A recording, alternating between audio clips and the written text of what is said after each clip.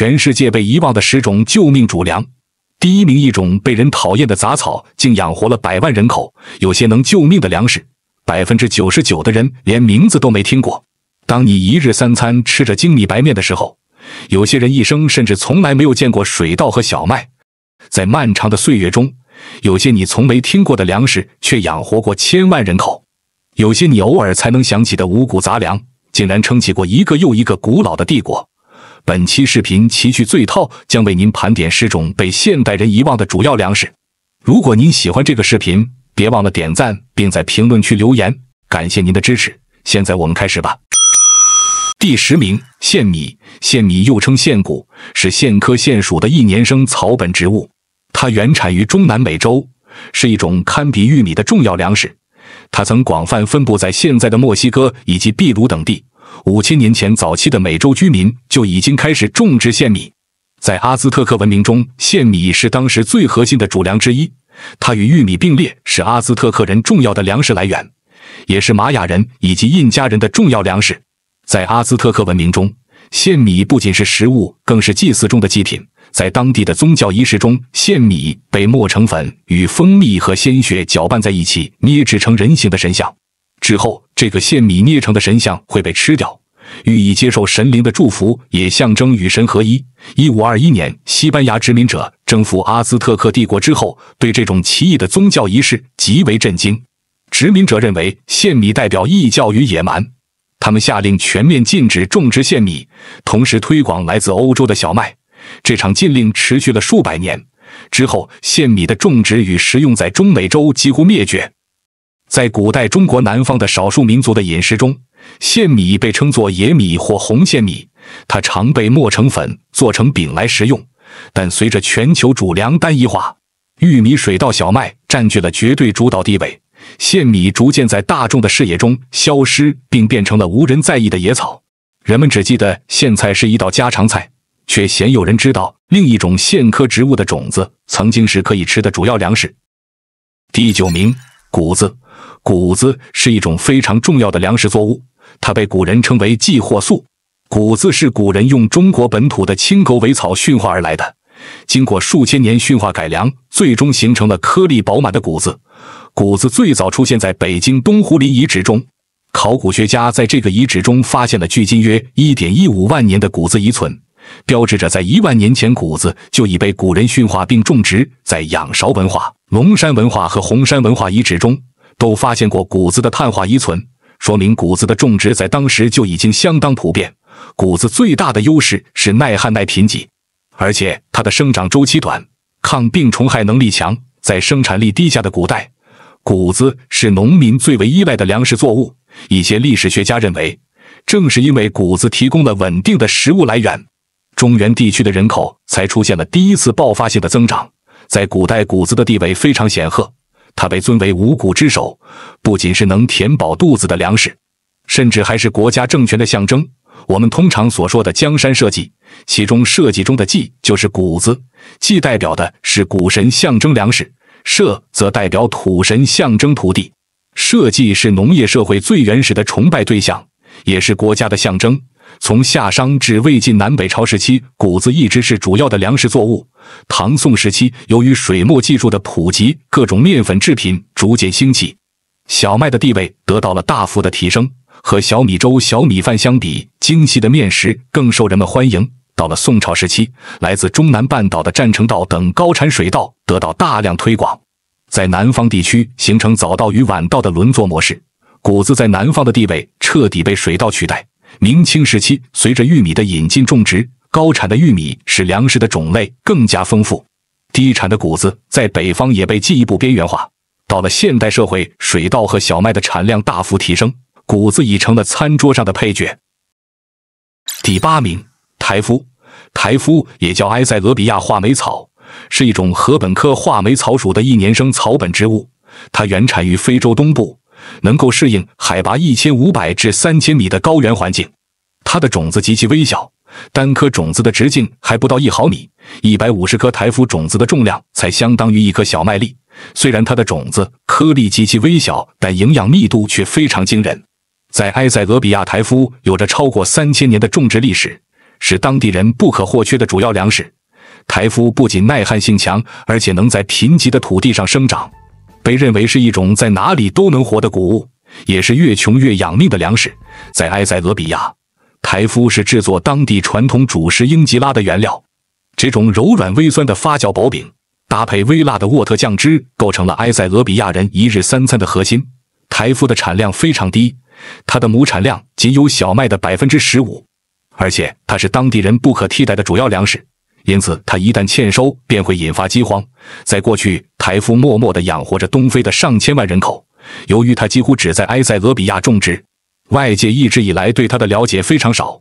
直到21世纪初，欧美国家突然注意到了台麸的营养价值。台麸不含麸质，它的膳食纤维含量大约是燕麦的2倍，钙的含量是普通小麦的6倍，铁的含量是小麦的2倍，而且它还富含镁、锌和赖氨酸等矿物质，以及人体必需的氨基酸。因此，台麸被认为是超级谷物中的黑马。如今，台麸已经走出埃塞俄比亚，在美国、澳大利亚以及荷兰等国都有广泛种植。第7名，荞麦。荞麦属于蓼科植物，它起源于中国西南部的高原地区，是古人极为依赖的一种应急主粮。荞麦的种子可以磨成粉，做成荞麦饼以及荞麦面条。在古代，它是人们果腹保命的重要粮食。荞麦的最大优势就是生长速度快，它从播种到收获只需要2个月的时间，而且它适合种植在高寒、贫瘠的土地上。每当主粮欠收、粮荒逼近时，荞麦便成为了百姓们救命的希望。只需撒下一把荞麦的种子，60天后，贫瘠的土地上就能长出救命的粮食。唐代诗人白居易用诗句“月明荞麦花如雪”描绘唐代时荞麦花盛开的场景。到了宋元时期，荞麦的种植已经达到了顶峰。诗人陆游的诗句“城南城北如铺雪，原野家家种荞麦”，印证了宋代大面积种植荞麦的盛况。荞麦在当时甚至已从替补粮食升级成为人们的主粮。据统计，即使到了20世纪50年代，中国大陆每年仍会种植超过3000万亩的荞麦。即使是上世纪80、90年代，荞麦也随处可见。不过由于荞麦亩产低，口感较为粗糙，如今荞麦更多是被人们当作五谷杂粮偶尔食用。很少有人知道这种植物曾是历史中反复救命的无名粮王。第6名，藜麦。藜麦是一种原产于南美洲安第斯山脉的古老粮食作物，它的种植历史可以追溯至5000至7000年前。在海拔4000米以上的高原上，藜麦能在寒冷、贫瘠的盐碱山地中茁壮成长。在南美洲的印加文明中，藜麦占据着举足轻重的地位。它是当时印加帝国最重要的粮食作物，印加人将藜麦视为神赐的粮食，将它尊为粮食之母。它不仅是古印加人维持生存的主粮，也是印加军队的主要军粮，支撑印加人建立了强盛的印加帝国。直到16世纪，西班牙殖民者登上了美洲大陆，藜麦被殖民者贬为异教食物，从此在人类的主食体系中被完全的抹除了。直到21世纪，它才以超级粮食的身份在欧美爆红。藜麦的营养价值高得惊人，它富含人体无法自行合成的9种必需的氨基酸，是极少数植物中含有完全蛋白的主粮。联合国粮农组织认为，藜麦是唯一一种单个植物就可以满足人体全部营养需求的粮食，并将2013年定为国际藜麦年，呼吁全世界重新认识这个古老的植物。美国 NASA 曾经将藜麦种子送上太空，他们认为藜麦营养密度高，生长周期短，是理想的星际主粮。如今，藜麦在欧美的一些超市中是一种价格高昂的健康食品，而在中国，藜麦则被作为减脂的主粮被推广。第5名，大麦。大麦是禾本科大麦属的一年生草本植物。很多人知道大麦是酿造啤酒的原料，却不知道大麦曾是我们碗里的重要粮食。在农业文明诞生之初，大麦是最早进入人类胃里的一种主要粮食。它比小麦出现的更早。大麦起源于西亚两河流域，是当时的苏美尔人、埃及人以及腓尼基人的主要粮食。中国新石器时期的西部部落也以大麦为主食。大麦是人类的第一代粮食之王，它可以磨面、煮粥做饼，还能酿成古老的低度酒。大麦对气候的适应性强，尤其擅长在高原、寒冷以及盐碱地上生长。它的根系发达，抗风能力强，生长速度快，曾在欧亚大陆上得到广泛的种植。当时罗马士兵行军时，常吃的就是烤大麦饼。不过大麦最致命的缺陷就是它的面筋含量低，不容易形成筋道的面团，无法做出蓬松的馒头或面包，而且在口感上也无法和小麦相比。因此在小麦广泛种植之后，大麦便逐渐成为了粮食中的配角。如今大麦常常被用于生产动物的饲料，或者用来酿酒。第4名，梅子。梅子就是古人所称的黍，也被称为黍谷、黍米、黄米，是一种古老的谷物，它在古代农业中占有重要地位，与稷稻、麦黍并列，共称五谷。梅子是禾本科黍属的一年生草本谷类作物，它的种植史可以追溯至7、8千年前的仰韶文化时期，曾是古代北方地区重要的粮食作物，尤其在不适宜种植其他主要粮食作物的地区，它就成了人们的主要食物来源。诗经中就多次提到过梅子，比如硕黍硕黍，吾食我黍，黍指的就是梅子。而周礼中更是记载了古人祭祀时献糜于庙，反映了梅子在古代祭祀文化中的重要地位。在当时，梅子的丰收象征国家的繁荣和人民的富足，它耐旱坚韧，并且适应力强。当小麦难以成活时，它依旧能抽穗结实。在黄土高原与内蒙古高原地区，梅子曾经有着极高的战略地位。梅子去壳后称为黍米或黄米，黄米比小米颗粒更大，吃起来口感黏糯，常用于制作糕点或粽子等。随着农业技术的发展以及小麦、玉米等高产作物的广泛种植，梅子的种植面积逐渐减少，而且梅子的口感较为粗糙，它吃起来不如面粉、大米细腻，因此梅子逐渐从人们的餐桌上消失。第3名，栗米。栗米又称板栗或栗子，属于壳豆科栗属，是一种古老的粮食作物。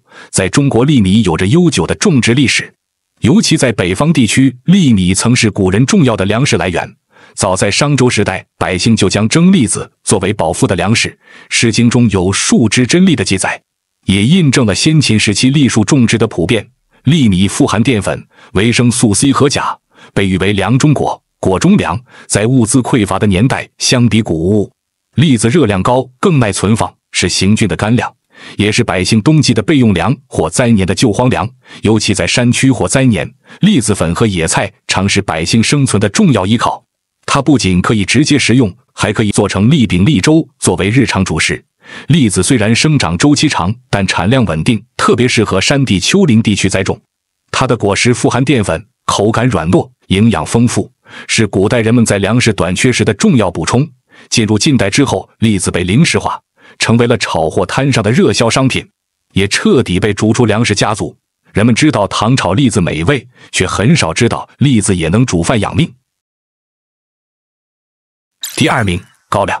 说起高粱，很多人可能会第一时间想到各种品牌的高粱酒。然而，高粱不仅只是酿酒的原料，它曾经还是几代人赖以生存的主要粮食。高粱是一种古老的禾本科草本植物，它原产于非洲，大约在12000年前被古人驯化，两汉时期传入了中国。这种植物耐热抗旱，在常年干旱的地区仍能获得收成，因此很快在北方的黄土高原和东北的黑土地上扎下了根。在东北，高粱与大豆、玉米并称三宝。在明清时期，华北平原上每3碗粗粮中被认为有1碗便是高粱米。在食不果腹的战争岁月里，高粱米、糊糊饭、高粱面、窝窝头是很多人唯一的热量来源。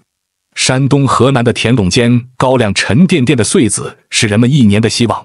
虽然高粱颗粒较大，煮起来略显粗糙，吃起来甚至会噎人，但也正是这种难以下咽的粮食，支撑起了几代人的身体与记忆。随着小麦和水稻产量的飙升，高粱米粗糙的口感与较低的出粉率，使得它悄悄退出了主粮的名单。如今，高粱米和高粱面、窝窝头已经成了老一辈人的回忆。第1名，稗子。一种野草竟然养活了几代人。这种生长在稻田里或道路旁的野草你一定见过，它就是稗子。稗子属于禾本科稗属的一年生草本植物，它的外观与水稻极为相似。由于它经常混杂在稻田中，与水稻争夺营养，因此农民们对它深恶痛绝。李时珍在《本草纲目》中将稗子形容为禾之卑贱者。古人也将不入流的小官叫做稗官，可见稗子的地位非常低下。然而许多人不知道的是，在几千年前，这种野草其实是人类赖以生存的主要粮食。稗子的果实颗粒虽小，但可以食用，甚至还能酿酒煮饭或者磨成粉来做饼。稗子单株每年能产出4万粒种子，这些种子一有机会就会茁壮成长，甚至在土壤中休眠10年后仍能发芽。在古代战乱频发的年代，这种不起眼的野草曾填饱了大量流民与士兵的肚子。一些重要的古书中还详细记载了稗子的种植与用途。据史料记载，金朝建立时，女真人还没有完全掌握水稻的种植技术。当时，从现在的辽宁开原县到黑龙江以北的广阔地区，人们种植的主要粮食就是稗子。在当时，稗子是人们的主食，也是军队的军粮。即使是在金太祖完颜阿骨打的御宴中，亲贵大臣们也是人手一碗稗子饭。依靠稳定的粮食供应，金朝先后灭掉了辽和北宋。不过，随着金朝南扩，水稻种植技术逐渐传入了东北。由于稗子的口感粗糙，脱粒困难，因此逐渐被水稻取代。到了金朝中期时，稗子逐渐沦为底层士兵和灾民的保命粮。到了现代，人们对稗子的记忆就只剩下危害稻谷的杂草与稗官野史的贬义。好了，以上就是本期视频的全部内容。欢迎在评论区留言支持我们。如果您喜欢本期视频，欢迎点赞并订阅我们的频道。感谢您的观看，我们下期再见。拜拜。